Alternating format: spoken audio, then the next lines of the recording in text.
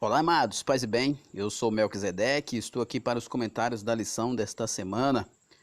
Lição de número 13, a última lição desse terceiro trimestre de 2020, das lições bíblicas da editora CPAD. Essa edição especial por causa da pandemia, que a CPAD então decidiu relançar uma lição, uma revista do ano de 1993, sendo ela Jovens e Adultos. A partir do próximo trimestre, tudo volta ao normal, inclusive o nosso querido irmão Herberson retorna fazendo as ministrações, os comentários das lições de adultos, e eu retorno para fazer os comentários das lições de jovens. Então, que Deus abençoe a todos vocês. A nossa oração é que todos vocês tenham sido enriquecidos pela palavra de Deus durante esses 3 meses. Tudo está voltando ao normal e nós damos graças a Deus que a escola bíblica está retornando o seu ritmo e oramos para que ela seja abençoada. E a nossa última lição, o tema: a vigilância conserva pura a igreja. Nesse período de 3 meses, nós estudamos o retorno do povo judeu do cativeiro babilônico. Nós vimos aí Zorobabel reconstruindo o templo, nós vimos Esdras reconstruindo o culto e vimos Neemias reconstruindo os muros de Jerusalém. Nós vimos então o povo de Israel, ou o povo de Judá, se reestabelecendo na terra após os 70 anos do cativeiro. E para finalizar, nós estaremos estudando sobre a vigilância. O texto base dessa lição será a parábola das 10 virgens. Lembrando, que nós estamos encerrando esse trimestre e nós estaremos iniciando o próximo trimestre. A classe de adultos, estará estudando sobre Jó, a fragilidade humana e a soberania divina, o sofrimento e a restauração de Jó. Os jovens que eu estarei comentando esta lição, as lições desta revista, nós estaremos estudando sobre personagens bíblicas, O tema da lição será os bons e maus exemplos, aprendendo com homens e mulheres da Bíblia. Muito interessante essas duas lições, muito distinta também, porque a lição de adulto vai falar sobre um livro específico, sobre uma figura específica, que é Jó. Já a lição de jovens, nós estaremos estudando personagens diversas em toda a Bíblia. Nós esperamos você para que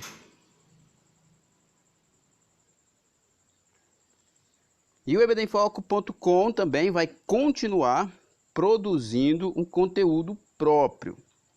Nesse trimestre que passou, o EBD Foco produziu aí uma revista sobre escatologia, que também encerra-se agora, e o EBD Foco vai continuar produzindo conteúdos que você vai poder usar tanto na escola dominical quanto nos cultos de ensino. Por hora, já tem algum conteúdo pronto sobre as 7 igrejas do Apocalipse. Você acessa lá o ebedemfoco.com e você vai ver todo esse conteúdo, uma parceria com o site Prega em Cristo, o ebedemfoco.com continuando produzindo conteúdo de ensino para você. Se você quer usar na sua escola bíblica, você que tem alguma igreja independente, ou você queira usar nos seus cultos de ensino ou qualquer outro tipo de encontro que você precise de um estudo pronto, o ebedemfoco.com, em parceria com o Prega em Cristo, estará produzindo esse conteúdo para você. Acesse então o www.ebedemfoco.com, você vai ter as lições de adultos, lições de jovem e conteúdo próprio do ebedemfoco.com. E lembrando que nós temos aquele conteúdo que é tradicional do ebedemfoco.com. Você que está chegando no ebedemfoco.com agora, nós temos os slides em PowerPoint de todas as lições que nós fazemos aqui os comentários. Agora, por exemplo, nós vamos ter os slides em PowerPoint da classe de adultos e da classe de jovens. Você que gosta de ministrar na sua igreja com os slides, você que tem o Data Show ou mesmo na TV, você que gosta de usar o slide em PowerPoint, você vai ter o slide em PowerPoint aqui no ebdenfoco.com. Acesse www.ebdenfoco.com. Além disso, a aula em vídeo, aula em áudio e subsídio em PDF, além de comentários em PDF, né? Você vai encontrar todo esse conteúdo no ebdenfoco.com. Receba também subsídios gratuitos pelo WhatsApp. Salve esse número e envie uma mensagem com seu nome e sobrenome que a equipe EBD em Foco estará entrando em contato com você. Muito bem, vamos então para a nossa ministração. O texto áureo diz: e as coisas que vos digo, digo-as a todos, vigiai. Muitas das mensagens de Jesus tinham este conteúdo da vigilância, da prudência, de estar preparado. E aqui em Marcos capítulo 13, verso 37, mais uma vez ele exorta seus discípulos e também nos exorta a estarmos vigilantes. Jesus exortou os discípulos e exorta, claro, a nós, tanto na vigilância, tanto em questão de não cairmos em pecado, quanto a sua vinda. A vida do cristão deve ser uma vida de vigilância. A verdade prática diz: através da vigilância a igreja se manterá pura e não se afastará do modelo traçado por Cristo, rejeitando assim as inovações e o mundanismo dos nossos dias. É verdade, nós temos muitas inovações que são verdadeiros venenos para a igreja. E a igreja precisa estar vigilante quanto a isso. Mais um aspecto da vigilância que eu acabei de falar, né? Jesus ensinou muito sobre vigilância, vigilância contra o pecado, vigilância também para estar preparado quanto ao seu arrebatamento, quanto à sua segunda vinda. E aqui o autor nos faz esta advertência de estarmos vigilantes quanto às inovações, quanto às heresias, quanto ao mundanismo dentro da igreja.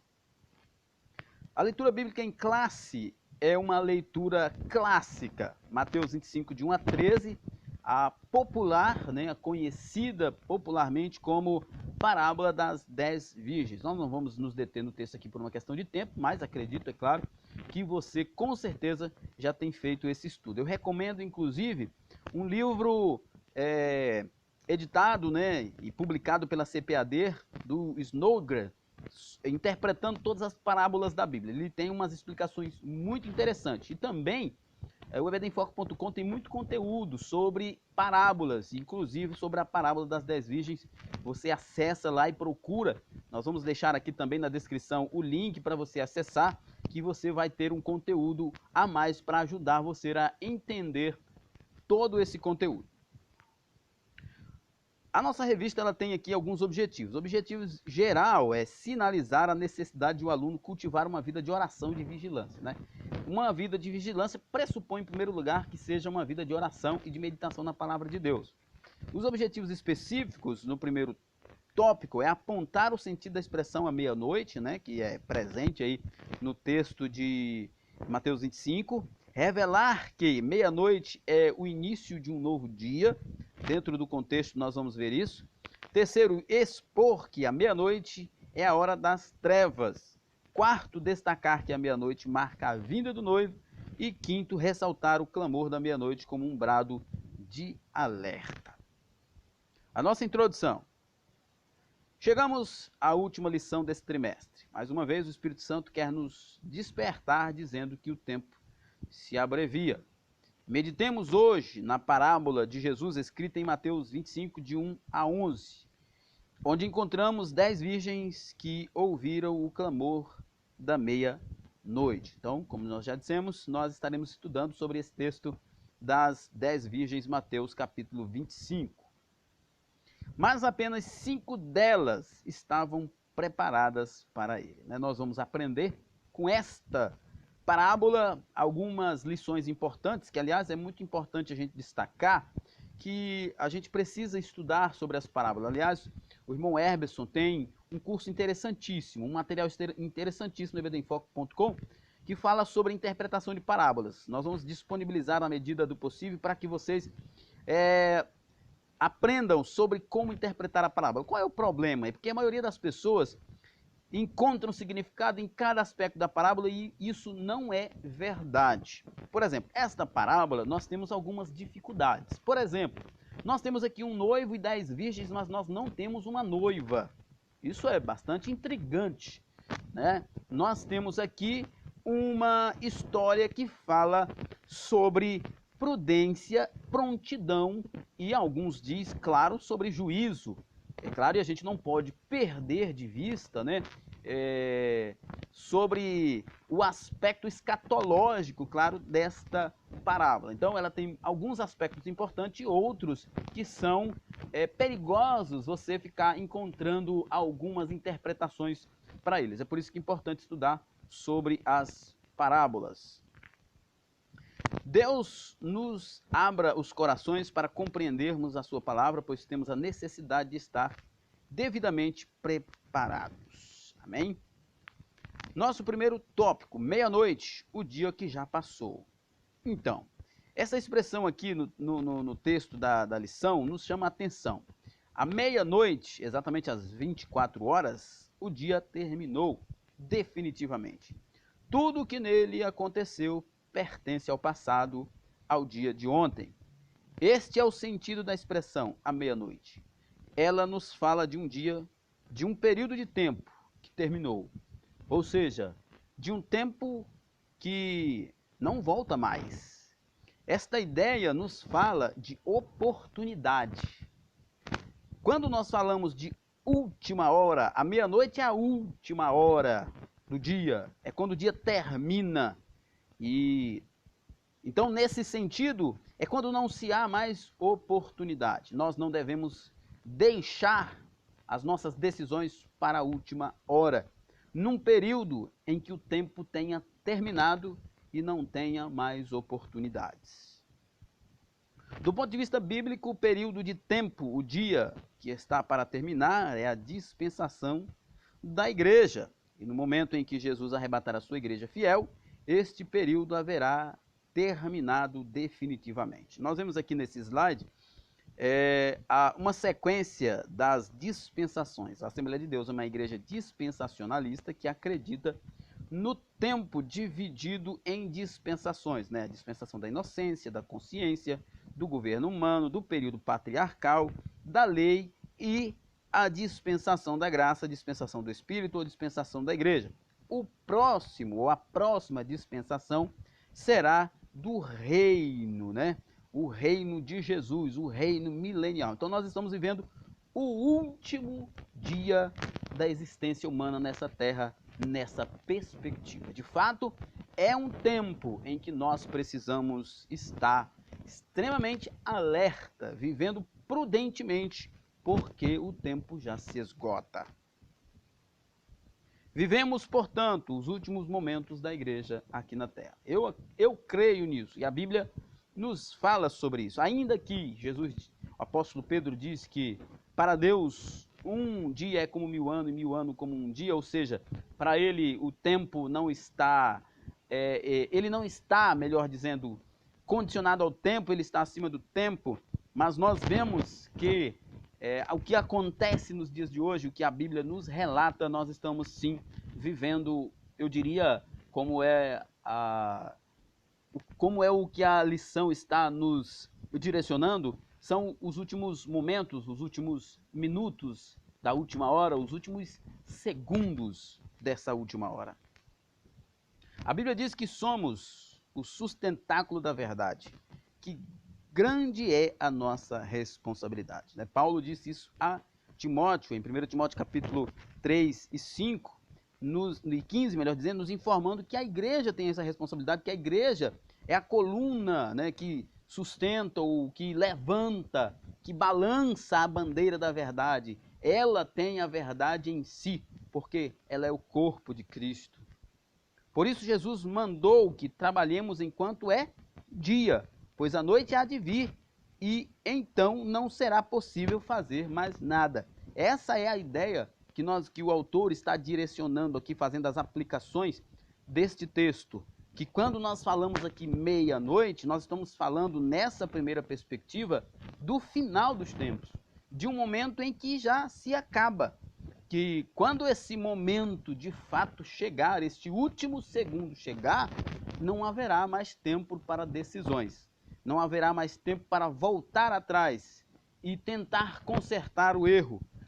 Este momento será um momento que pegará muita gente desapercebida. Por isso, uma das verdades escancaradas nesta parábola é a prontidão. Estejamos vigilantes. Terceiro tópico, meia-noite, início de uma nova vida, de um novo dia, melhor dizendo. Se por um lado, meia-noite é para uns o último momento, para a igreja será o início de um novo tempo. Este fato diz respeito ao mundo inteiro. Aproxima-se o momento exato, a meia-noite, quando um novo dia vai raiar. Que dia será esse? O Atalaia responde: vem amanhã e vem também à noite. Vem à noite para aqueles que não estão preparados. E amanhã, o sol da manhã, a estrela da manhã, o sol da justiça irá raiar para a igreja que estava preparada para ser arrebatada.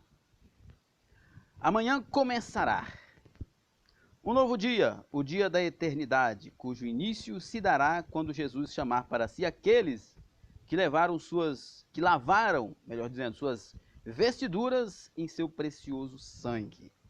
Esse é o dia de Jesus Cristo. Nós vemos isso em 1 Coríntios 1 e 8, 2 Coríntios 1 e 14, Filipenses 1 e 6 e 10 e 2 e Filipenses 2 e 16. Né? Nesses textos nós vemos falando sobre o dia de Cristo. Na verdade, muitos textos nos falam sobre o dia de Cristo, né? O dia de Cristo, o dia do Filho do Homem, como Lucas disse. O dia do Filho do Homem seria o dia em que Jesus morreria. O dia de Cristo, o dia da sua ressurreição, o dia do arrebatamento. Paulo fala em Filipenses, o dia de Jesus, o dia em que toda língua confessará e todo joelho se dobrará e todos confessarão que Cristo é Senhor. Naquele momento, melhor do que nunca, Jesus verá o fruto do seu trabalho e de seu sofrimento. Isaías 53, verso 11. Isaías, na sua profecia, no capítulo 53, fala: e ele verá o fruto do seu trabalho e ficará satisfeito. Jesus olhará para os santos, os que são do Senhor, ressuscitarão e serão transformados, os vivos. Jesus olhará para os seus santos, arrebatados, aqueles que ressuscitaram e aqueles que foram transformados. E ele então se alegrará, como disse Isaías, pelo fruto do seu trabalho, pelos que foram redimidos pelo seu sangue. E Jesus levará a sua noiva para a sala das bodas, onde a igreja e o cordeiro se unirão para todo sempre. Se você quer aprofundar um pouco mais sobre esse tema nas bodas do cordeiro, o ebdemfoco.com lançou uma revista sobre escatologia, onde nós tratamos sobre esse tema. Inclusive, eu fui quem escrevi esta lição. Você pode procurar a lição do ebdemfoco.com no site do ebdemfoco.com, o comentário feito pelo Herberson, a live também, onde nós fizemos esta live no canal do ebdemfoco.com, onde nós falamos sobre as bodas do Cordeiro com a sua noiva. Desde já oremos e digamos: ora, vem Senhor Jesus. Este é um momento que a igreja se alegra, porque nós estamos preparados para subir com Cristo. A igreja verdadeira está preparada e ela pode dizer, ela pode orar: ora vem Senhor Jesus. A noite vem. Quando Jesus levar a noiva, começará também o dia da ira do Cordeiro para o mundo que rejeitou a Jesus. Mais uma vez eu quero lembrar você que nós também temos um conteúdo sobre isso, da mesma revista do EBD em Foco, que, se eu não me engano, foi escrito pelo pastor Vitor. Um comentário muito bom também, E você pode acessar isso aqui no canal do ebdemfoco.com e também na plataforma para você entender mais sobre o dia da ira do Cordeiro, que é a grande tribulação, né? Quando Jesus levar a noite, será para a igreja o amanhecer, mas será para o mundo um anoitecer de trevas. Será o dia da ira do Cordeiro, a grande tribulação que acontecerá na terra. O grande lagar da ira de Deus será pisado sem misericórdia. As trevas dominarão a terra. Nesse tempo será um tempo de muito sofrimento para aqueles que ficarem aqui. Será um tempo da ira de Deus, um tempo de ira, profunda ira derramada sobre a terra. Para os homens que não houverem dado crédito às palavras de Deus, começará o dia da vingança, e a ira de Deus será executada repentinamente, assim como foi nos dias de Noé. Aí você pergunta, haverá necessidade de um julgamento? Há necessidade de Deus punir pessoas? Deus está irado com a humanidade? Sim. Deus é santo. Deus é santo e por causa disso ele abomina o pecado. E a humanidade está afogada no lamaçal do pecado, em contínua rebelião. E Deus está irado. E Deus irá derramar a sua ira sobre todos aqueles que não aceitaram a Cristo. Aqueles que aceitaram Jesus, Jesus suportou a ira por eles. Não há mais ira para eles. Mas aqueles que não aceitaram Jesus irá enfrentar a ira do Cordeiro. Terceiro tópico, meia-noite, a hora das trevas. Para o povo de Deus, familiarizado com as Escrituras, nada parece estranho nem admirável quando vemos trevas, angústias e dificuldades, pois sabemos pela Bíblia que estas coisas anunciam a vinda iminente de Jesus, né? É o último minuto, os últimos segundos da última hora. Jesus está voltando. E como nós já vimos, para uns será um dia de trevas, para outro brilhará o sol da justiça. O lugar escuro em que vivemos, este mundo tenebroso, parece iluminado pelas promessas gloriosas da palavra de Deus. Por isso que Esdras, ao escrever o Salmo 119, diz: lâmpada para os meus pés é a tua palavra. Imagine se a igreja não tivesse a Bíblia e as promessas de redenção, as promessas de um lar eterno. Como estaríamos as nossas almas, como estaríamos neste mundo de trevas? Mas, sem dúvida, as promessas de Deus, na sua palavra, de fato, como disse Esdras no Salmo 119, lâmpadas são para os nossos pés e luz para o nosso caminho. Nós não tropeçaremos, nós não iremos andar errantes, mesmo vivendo neste mundo, porque temos a palavra de Deus. As nossas almas se consolam com as profecias, pois quanto mais escura a noite, mais perto estamos da vinda de Jesus. Nós estamos vivendo um tempo de trevas, trevas profundas, mas elas ainda irão se intensificar no tempo da ira do Cordeiro. Mas quando isso acontecer, para nós que somos salvos, brilhará o sol da justiça. A natureza sente as trevas. Quando Jesus morreu, o sol deixou de brilhar e houve trevas na terra. Ali, ele levou toda a condenação que era para nós. Ele levou toda a escuridão, toda a eternidade de trevas, ele levou sobre si para que nós vivêssemos na luz. Hoje, a natureza ainda geme pelas coisas que hão de sobrevir sobre a terra, porque nós fomos redimidos e temos a luz de Deus. Mas a natureza ainda falta ser restaurada. Haverá um tempo em que ela será restaurada. Após esse período da ira, haverá uma restauração para todas as coisas. Aqueles que não aceitarem o Cordeiro, que não servirem ao Cordeiro, estes sofrerão a ira do Cordeiro. Mas a natureza, a própria natureza, que hoje geme por causa dessas trevas, será iluminada e será restaurada, como diz Paulo em Romanos 8, 22 e 23. Por isso há terremotos, peste, fome, catástrofes de toda ordem.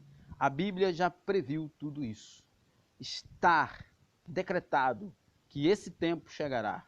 E a igreja precisa estar atenta, vigilante, estar profundamente atenta para não cair em tentação. Os homens sentem as trevas. A Bíblia fala de tempos difíceis, quando o homem em particular será atormentado por tentações de toda espécie. 1 Timóteo capítulo 4, verso 18. Só existe uma confusãozinha aqui, porque não existe o capítulo 18 em 1 Timóteo 4, só até o 16.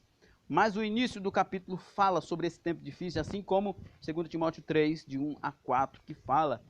Paulo escreve a Timóteo dizendo que chegará tempo difíceis em que os homens rejeitarão a palavra de Deus.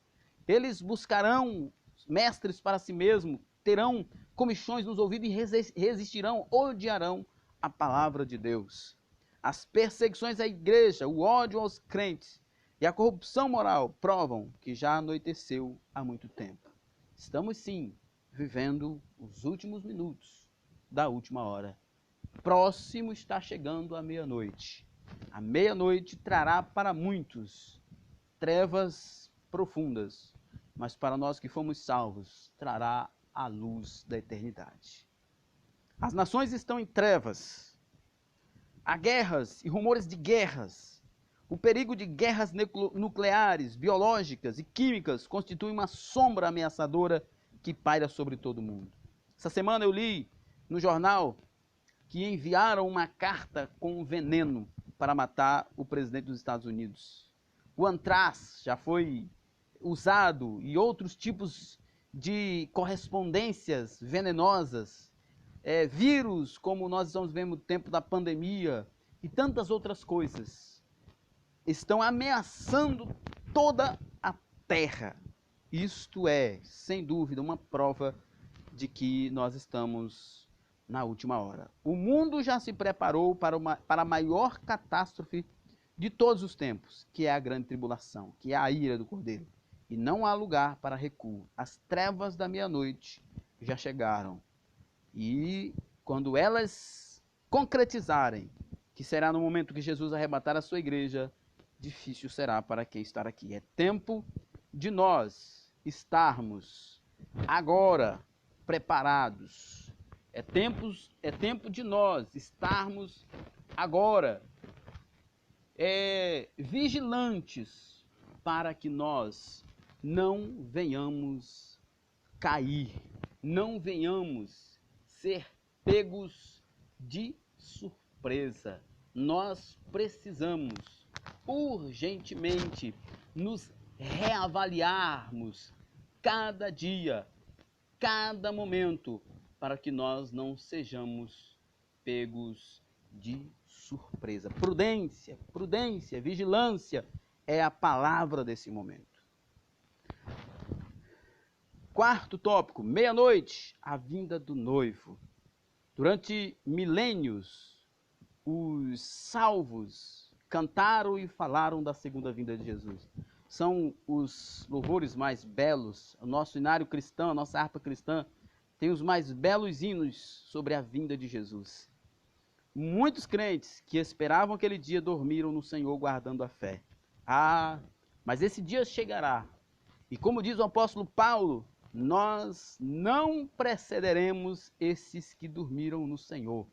No dia do arrebatamento, eles ressuscitarão primeiro e nós, em seguida, seremos transformados e arrebatados. E os que hoje vivem esperam ansiosos a segunda vinda de Jesus. Mas a partir da meia-noite, ninguém mais dirá que Jesus virá. Pelo contrário, à meia-noite ouvir-se-á o clamor de júbilo incontido que encherá a terra e o céu. Será a noiva exclamando: chegou o noivo. E eu acredito que esse grito já está sendo proclamado. A igreja já está clamando. A natureza já está gemendo, porque a meia-noite já chegou. Em Mateus 25:10 está escrito: chegou o esposo. Naquele glorioso momento, os que morreram em Cristo ressuscitarão, com corpos gloriosos, e os que estiverem vivos serão transformados. e todos juntos serão arrebatados ao encontro com o Senhor nos ares. Este dia, o dia será o dia do Senhor. Será um dia de alegria para uns, mas será um dia de tristeza para outros.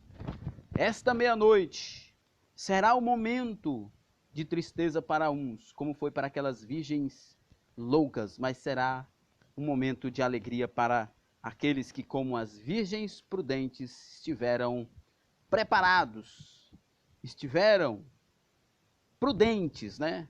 Literalmente prudentes, vivendo em prudência para encontrar-se com o noivo. Seremos arrebatados ao céu para não sofrer a dor e a desgraça que atingirá todo mundo. Iremos entrar nas moradas que Jesus foi nos preparar e para as quais fomos comprados com o seu próprio sangue.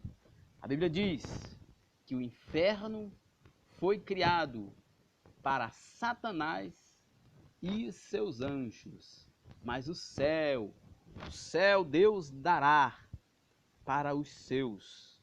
Nós que fomos comprados, como já dissemos lá no início, nós que tivemos as nossas vestes lavadas no sangue, o sangue carmesim, o sangue vermelho, que tingiu o nosso futuro de branco, as nossas vestes de branco, o branco da santidade, da justiça, nós iremos para o céu e reinaremos com Cristo. Quinto tópico, o clamor da meia-noite, um brado de alerta. Mas à meia-noite ouviu-se um clamor, aí vem o esposo. É este o clamor que ouvimos em nossos dias. Sim, meu irmão, você está ouvindo já este clamor? Está escutando como o Espírito Santo diz ao mundo e aos salvos que Jesus breve vem? Está atento aos sinais dos tempos? Está atento ao cumprimento das profecias? Quem tem ouvidos para ouvir, ouça o que o Espírito diz às igrejas. Como eu disse agora há pouco, este clamor, aí vem o noivo, já está ecoando. Se você é cristão, está ouvindo este comentário, ei, você está preparado para o momento que o noivo chegar? Já está sendo anunciado. Se está sendo anunciado é porque ele já está próximo a chegar. Ele virá à meia-noite. É claro que não significa que Jesus arrebatará a sua igreja somente à noite. Não, é uma expressão metafórica, que como o comentarista disse no início, para uns ela será de tormento, mas para outros será o raiar de um novo dia. Eu espero que você esteja entre aqueles que esta meia-noite, esta última hora, será o raiar de um novo dia. Mas aqueles que já ouviram a voz do Espírito Santo devem divulgar a palavra, as palavras eternas do Evangelho enquanto houver tempo. Fomos chamados por Deus para sermos atalaias, e nossa função é despertar o povo, como diz em Ezequiel, que se nós não falarmos para o ímpio, para o pecador, que ele está em pecado e ele morrer, nós seremos culpados. Mas se nós falarmos e ele assim continuar no seu pecado, nós não seremos culpados do sangue dele. Temos que anunciar aos homens que Jesus breve vem. Temos que clamar sim a esta terra, que já é a última hora, já é a meia-noite. O noivo vem aí. Obreiros e crente em geral, não nos cansemos de anunciar a volta de Jesus. Não é bastante que uma vez tenhamos sido feitos filhos da luz e vestidos de vestes nupciais. Precisamos vigiar e permanecer prontos para a vinda do Senhor. Prudência. A parábola reforça que a prudência significa compreendermos a perspectiva escatológica dos ensinos de Jesus. Jesus nos falou de um futuro que virá. Este é o futuro que virá. E nós precisamos ser achados como os prudentes, como aquelas virgens prudentes, preparados para o encontro com o noivo. Por isso diz a Bíblia, guarda o que tens, para que ninguém tome a tua coroa. Apocalipse 3:10. Os membros da igreja de Filadélfia eram agradáveis a Deus, mas precisavam guardar o que haviam recebido do Senhor para não serem roubados. Ou seja, eles estavam um tanto quanto displicentes, estavam um tanto quanto sendo atraídos pelo mundo. Mas Jesus disse para eles: guarda o que tens, guarda o que tens, seja prudente. Jesus disse: seja simples como a pomba, prudente como a serpente, esteja sempre atento. É isso que a palavra de Deus nos ensina com a ordem: vigiai, estejam atentos, sejam prudentes. O sono espiritual é um sinal dos últimos tempos. O sono pode ser causado primeiramente pela desobediência, como aconteceu com Jonas. Os homens disseram a Jonas: que tens, dorminhoco? Levanta-te, clama o teu Deus, talvez assim ele se lembre de nós para que não pereçamos. O barco estava quase sendo despedaçado e o profeta dormia pela teimosia, pela desobediência. Quando obedecemos a Deus, somos revestidos do poder do Espírito Santo para não adormecermos. Irmãos, precisamos nesses últimos tempos orar por um avivamento, por um despertamento. Nós precisamos estar frequentemente no altar da oração e estarmos despertos, porque não é tempo de dormir como Jonas. Também a preguiça causa sono. Quantos vivem no ócio, né? Davi ficou em casa despreocupado no ócio, enquanto os reis estavam todos lutando, seu exército estava em combate. Davi estava em casa, no ócio, sem fazer nada. E o que aconteceu? Ele foi atraído por uma mulher que não era sua, adulterou com ela e ainda matou o seu marido. Pecou, porque o ócio leva-nos a isto. Existe aquela frase, né? Aquele ditado popular: mente vazia é oficina do diabo. Não é bíblico, mas é muito interessante este adágio popular. De fato, Deus não deseja que os teus filhos estejam vivendo um ócio contínuo, ocupando a sua mente e a sua vida com coisas supérfluas, como Davi estava. É tempo de estarmos em luta. Nós estamos em guerra, porque é a última hora. Por isso é uma bênção para o crente estar muito ocupado na igreja, servindo ao Senhor. Esgotamento espiritual por falta de renovação também pode ser causa de sono. Está escrito que Abraão teve que lutar contra o sono ao pé do altar, quando Abraão estava ali fazendo aquela aliança com Deus. É uma perspectiva do autor, eu particularmente não concordo que Abraão estava ali com um problema, mas é uma perspectiva do autor. Precisamos do poder de Deus para ficarmos fortes e resistir a tudo, inclusive ao sono. Seremos guardados, vigilantes, se usarmos os meios que Deus põe à nossa disposição. Ele nos desperta pela sua palavra. Jesus despertou seus discípulos falando-lhes, quando Jesus estava no Getsemane. Ele estava orando e quando ele volta, os seus discípulos estavam dormindo. Então ele desperta os seus discípulos, chama eles, fala com eles.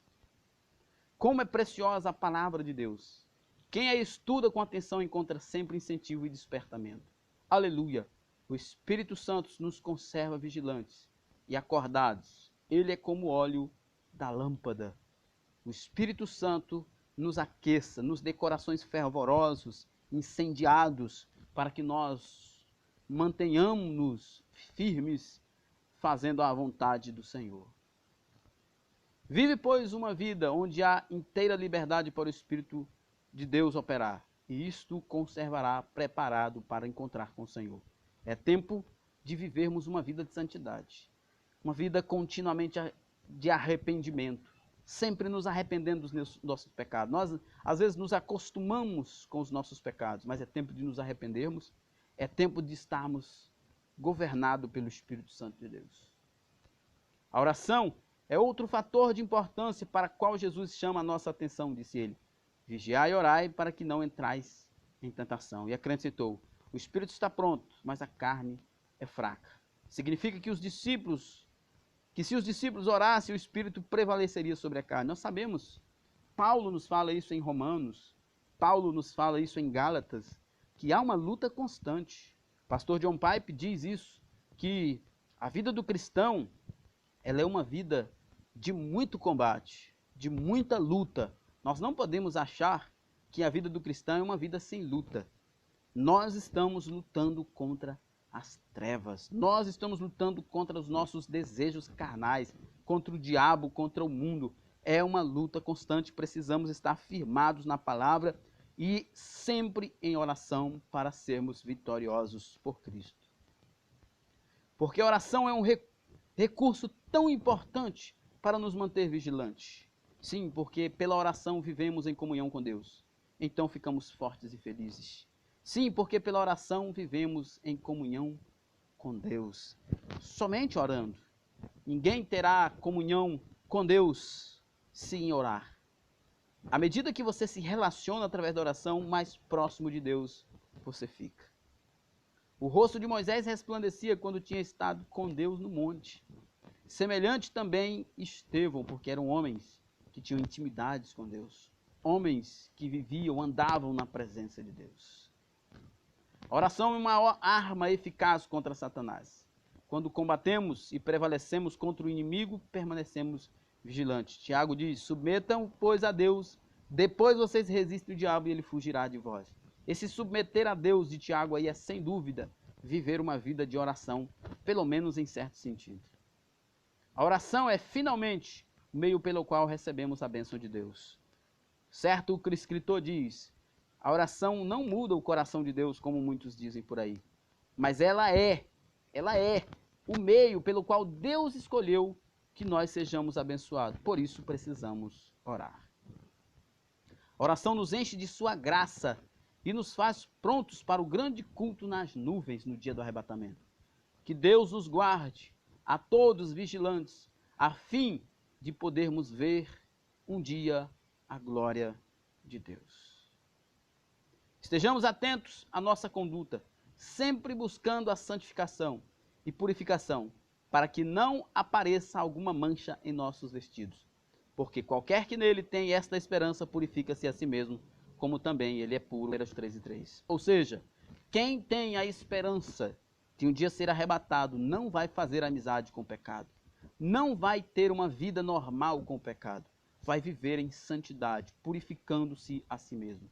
Assim estaremos sempre preparados e um dia o veremos tal como ele é. Nossa conclusão: quando o clamor da meia-noite for ouvido, diz a Bíblia, que o seu sentido é o seguinte: sai-lhe ao encontro.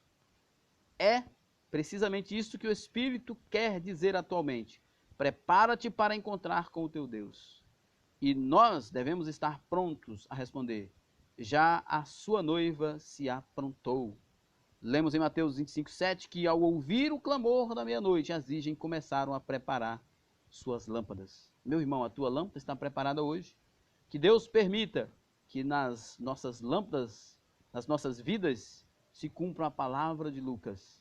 Estejam cingidos os vossos lombos, ou seja, preparados. E acesas as vossas candeiras, também a mesma ideia, preparados. E sede-vos semelhante aos homens que esperam o seu Senhor, quando o ver de volta das bodas, para que quando vier e bater, logo possam abrir-lhe. O Espírito Santo nos dá despertamento hoje, para que estejamos nesta condição, estejamos atentos e sensíveis a vós. Amém. Meus queridos amigos e irmãos, ficamos então por aqui com esse estudo. E esse estudo nos faz pensar, precisamos viver prudentemente. É tempo de nós vivermos prudentemente. É o momento de nós estarmos em prontidão, preparados, porque já é o último momento nosso aqui nessa terra. Ora vem, Senhor Jesus. Muito bem, então chegamos ao final de mais essa lição, chegamos ao final desse trimestre. Eu espero você, que faz parte da classe de jovens, com os comentários de jovem no próximo trimestre, e com os comentários de adulto fica o professor Herberson Pinheiro, nosso diretor aqui do ebdemfoco.com. Paz e bem a todos e até a próxima. Amém.